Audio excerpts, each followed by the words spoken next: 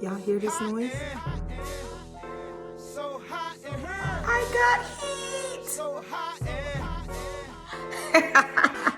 No, the guy just came and he said that there's this switch on I don't want to say the older radiators, but it's this switch that when it's not being used for a while, it switches off to help conserve the heat.